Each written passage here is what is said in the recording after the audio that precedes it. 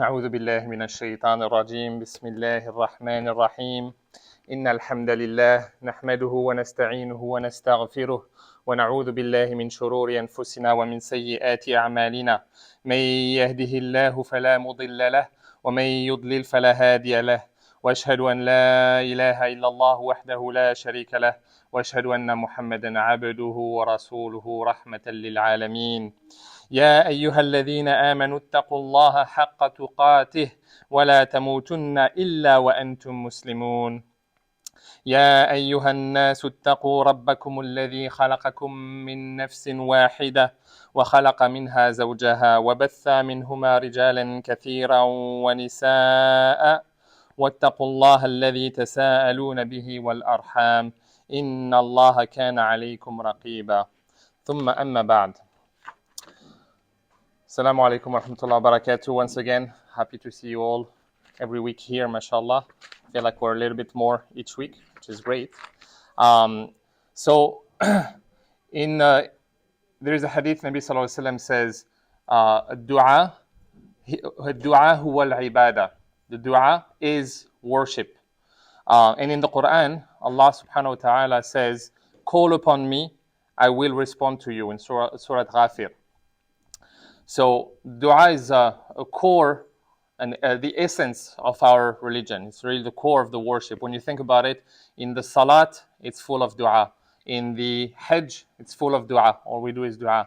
When we are fasting during Ramadan, we increase our dua. During the night prayers, during Laylatul Qadr, that's when we increase the most our dua. But it's important also to know what is the etiquette of dua. How do we make dua? Right, so that's what we're going to talk about today, and you'll see a little bit deeper than you might be thinking. So we first start dua that is accepted. First should start by praising and glorifying Allah. Okay, if you were to go to the principal of the school there to ask something, or you go to your boss, at work to ask for a raise or for a day off or something like this, you don't just barge into the office and say, "Hey, give me this. Give me a day off, give me a raise." No, you start by, hey, you're a great manager. We're so happy to have you. Like, how are you? How is your family? You start to, sweet talk a little bit, and then would it be possible to have this and that? So Allah is the most worthy of our praise and glorification. So even more, in the same idea, even more, we should start by praising and glorifying Allah as best as we can. So if you look at the dua that are in the Quran and the Sunnah, which are the best examples of dua. So, for instance, Ya Hayyu Ya Qayyum bi rahmatika astaghith aslih li sha'ni kulla wa la takilni ila nafsi tarfat ayn. O ever living, Ya Hayyu Ya Qayyum. Or in the other dua, Ya Muqallibul Qulub thabbit qalbi ala dinik. O the turn of hearts, keep my heart straight upon the deen, upon your deen. So always starting with the names of Allah. Once again, in the dua and dhikr, one of the very, very important dua to say every morning and every evening, it's called Sayyidul Istighfar, the master of forgiveness, something like this. Sayyidul Istighfar, it starts like Allahumma anta rabbi la ilaha illa ant khalaqtani wa ana abduk wa ana ala ahdika wa ahdika mastatat, etc., etc. It's a long dua.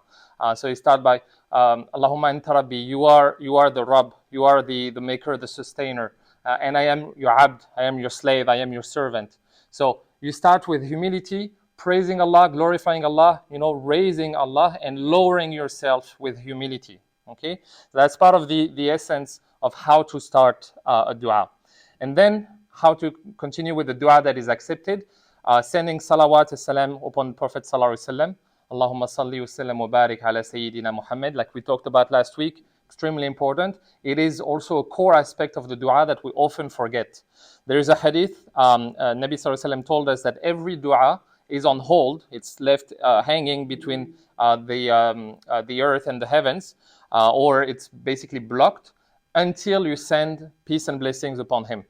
So all dua where you did not send peace and blessing upon him is just left hanging, and it's not raised up to Allah. Okay, so very important to start also with salawat and to also conclude with salawat. As you probably often hear, when you go to the masjid or at the end of the khutbah, we start by praising Allah subhanahu wa ta'ala, reading some Quran, and sending peace and blessing upon the Prophet sallallahu alaihi wasallam, and we finish with that as well. So it's the exact same concept.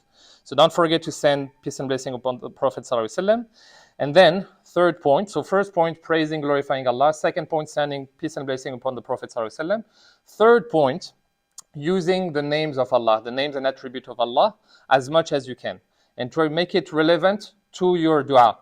For instance, if you're asking for more risk, more provision, more money, Ya Razaq, Ya Ghani, O provider, O the most rich, the one who owns everything, Ya Malik al-Mulk, the owner of the dominion, the owner of everything.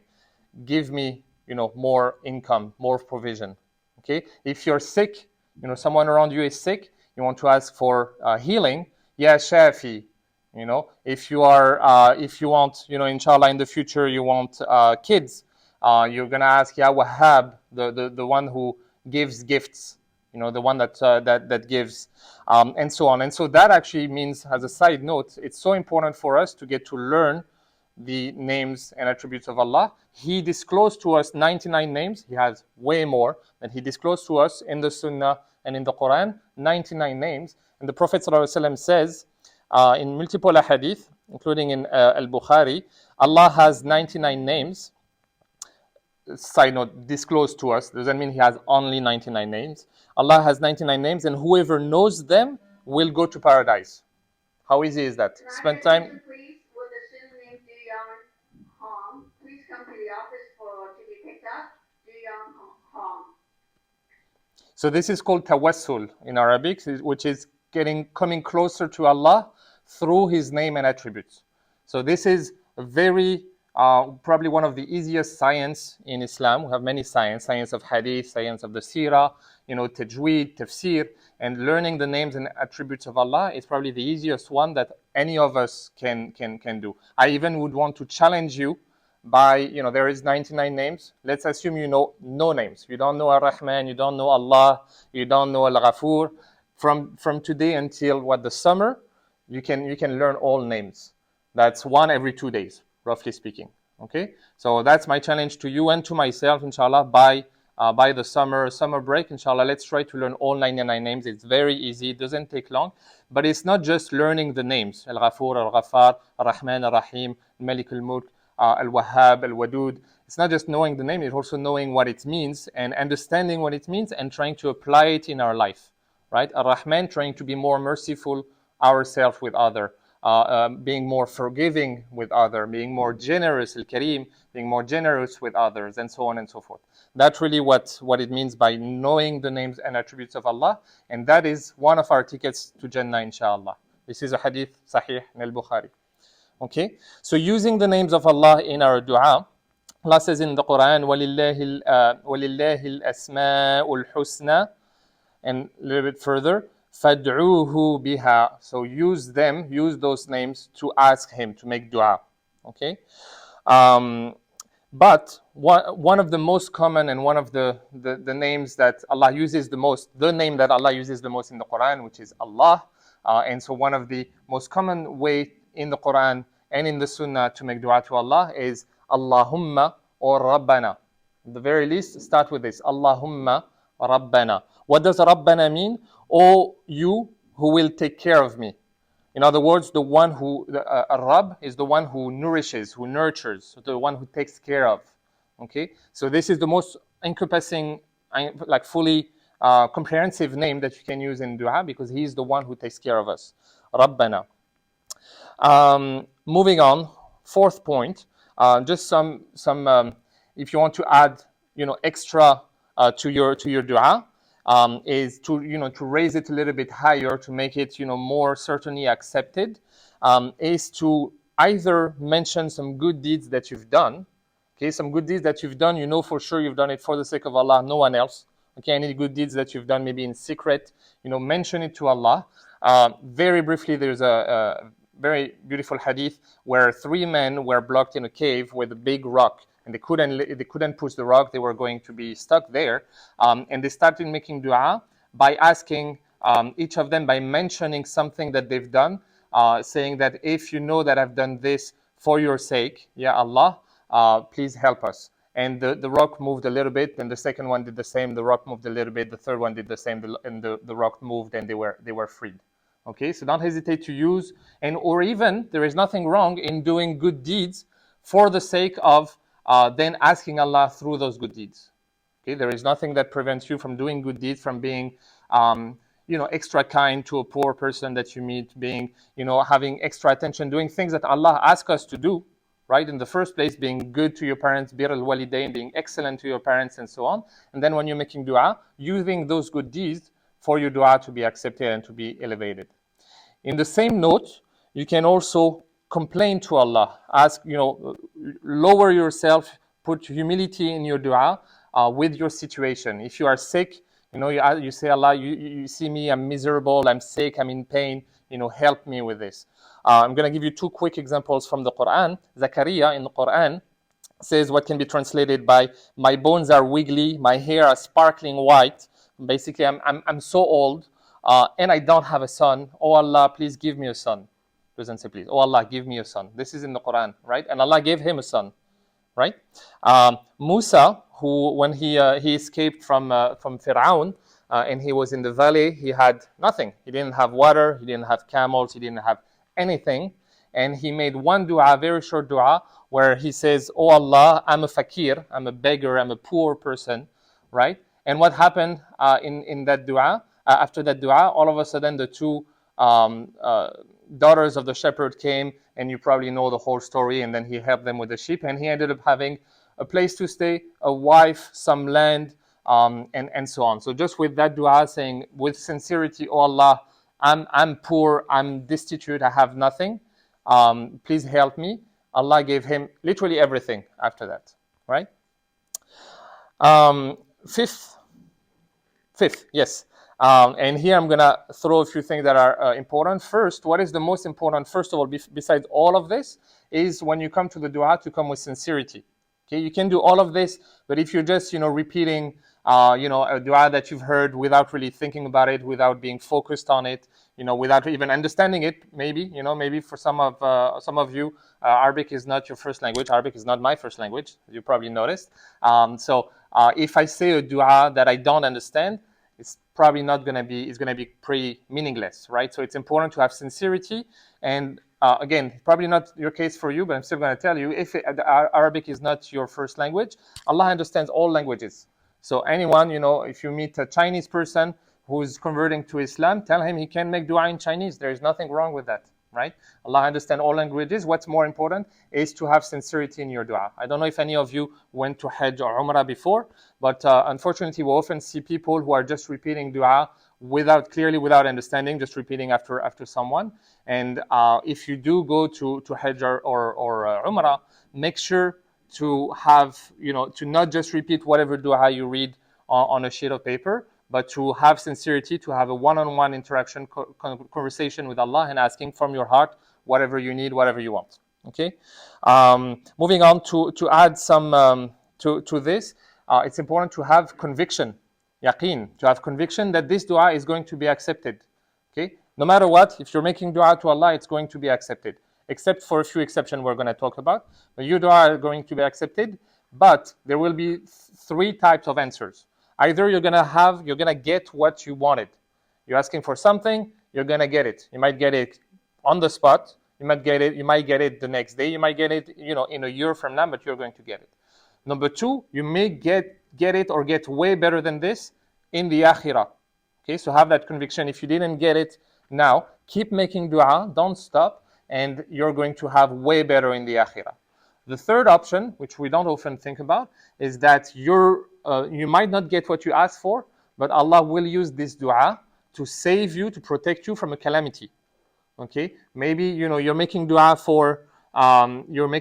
to have all A plus in your grades this year, and maybe you're not gonna have A pluses, but you don't know. Allah actually just saved you from being hit by a car, right? And becoming, paraplegic, or not being able to work or whatnot. So have the certainty that your dua is being accepted, is being answered, but not necessarily in the way that you want. It's going to be answered in the way that Allah knows is best for you. either now, either in the future, either in the akhirah, or it's going to be used to protect you from a calamity, something much worse. Um, then in the nitty gritty, in the details, it's better, it's not mandatory, but it's better to raise your hands. It's better to face the Qibla. Okay, it's better to have wudu if you can. You don't have to, but it actually makes your dua better, right? If you're facing the Qibla, you have wudu, you raise your hands.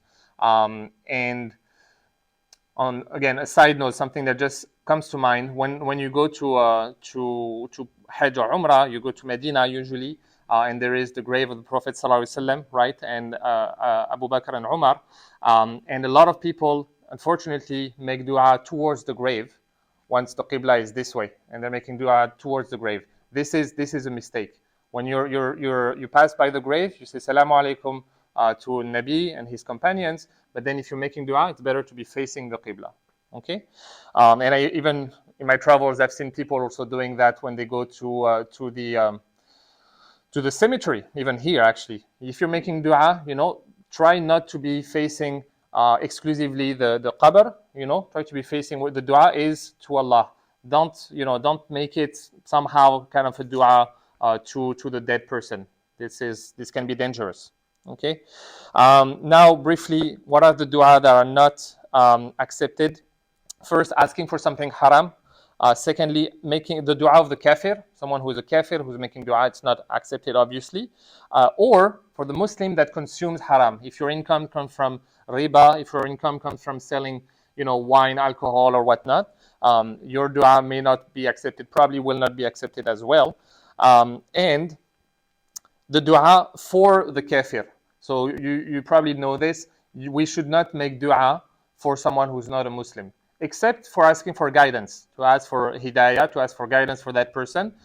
We may have friends, we may have some family who is not Muslim. Unfortunately, we cannot ask Allah to take them to paradise. We cannot ask Allah to heal them or anything like this. The only thing you can do is to ask Allah to bring them to Islam. Okay?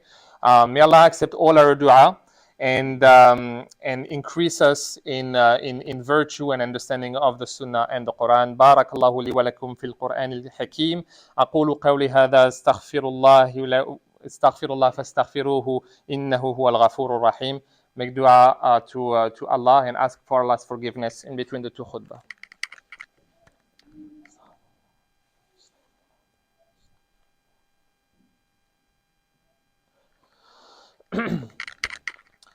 بسم الله الرحمن الرحيم الحمد لله رب العالمين والصلاة والسلام على رسول الله وعلى آله وزوجه وأصحابه أجمعين. I'm going to go very quick on the second part because this could be an entire khutbah, an entire lecture. What are the best time or situation for dua? This is very important that you take at least 4 or 5 of them, you try to memorize and you try to apply. Okay. First, Laylatul Qadr. We probably all know that. Laylatul Qadr, when we know it's Laylatul Qadr, the dua are accepted. Okay. On top of the fact that it's multiplied enormously, but your dua are accepted. Dua when you're drinking Zamzam. We're just talking about Hajj and Umrah. Inshallah, may Allah grant us to all go to Hajj and Umrah, maybe even together. Allahu Alam. When you're drinking Zamzam, you have to have the conviction that your dua are accepted through the Zamzam. Okay. When you're fasting, and especially, so the dua of the one fasting is accepted, and especially when you're about to break your fast. So if any of, all of us, inshallah, we fast at least once or twice a week, Monday and Thursday. Before you break your fast, take 5-10 minutes to make extra dua. Those dua will not be rejected. Okay. In the last third of the night, if you wake up in the last third of the night to make salat, this is the time when Allah comes to the lowest sky, the lowest heaven, and he's there asking to his abd, to his worshippers, who has something to ask me, who wants my forgiveness, who wants things from me, and he will give. So if you can wake up in the last third of the night, at least wake up 20-30 minutes before Fajr, make a couple of rak'at, make Salat al-Witr, and extra dua with the conviction is going to be accepted. When you're in sujood, in every prayer, mandatory and sunnah prayers, when you're in sajda, when you have your head on the ground, that's when you're the closest to Allah. So that's when you should multiply your dua even more. We often see people making their salat way too fast, right? Just subhana rabbil a'la, subhana rabbil a'la, subhana rabbil a'la, and coming back sitting. After subhana rabbil a'la, take time to make dua, istighfar, salawat upon Prophet sallallahu alaihi wasallam. This is the best time. That's also when you're the closest to Allah. Okay, so in sujood, after the adhan, right after the adhan, right, there's a dua that we make for the Prophet ﷺ after the adhan, and then make extra dua for yourself. Those dua are accepted, and all the dua between adhan and iqama are accepted as well. So in between adhan and iqama, inshallah, try to make dua. And moving on, I'm going to skip a few again for the sake of time, but one that is very important on the day of Jumu'ah, one of the best time of the week to make dua, is in the last portion of time, in the last hour before Maghrib. Okay, so take again 10, 15, 20 minutes away from everything, just making dua right before the adhan of Maghrib. It's one of the best time of the week to make dua. So keep your best dua for this time, inshallah, and remind one another, hey guys, whether you're playing basketball, football, whatever, hey, let's take 10 minutes to make dua, inshallah. We'll stop here for now, again, for the sake of time, but there is way more, and I encourage you to not only research more about the dua, the times of dua, so you know, for instance, when it's raining, it's a time where the dua are accepted. I don't know if you knew that. And once again, go, inshallah, download the app Dhikr and Dua. You will have all the dua from the Quran, all the dua from the Sunnah, all the morning and evening adhkar and dua, all the dua that you should do after salat, or in certain mood. If you're in pain, if you're in anxiety, if you're traveling, you have them all there. So inshallah, once again, I encourage you to go check those out. May Allah grant us understanding and knowledge. اللهم إني أسألك علما نافعا ورزقا طيبا وعملا متقبلا. اللهم إنك عفو كريم تحب العفو فاعف عنا. ربنا آتنا في الدنيا حسنة وفي الآخرة حسنة وقنا عذاب النار.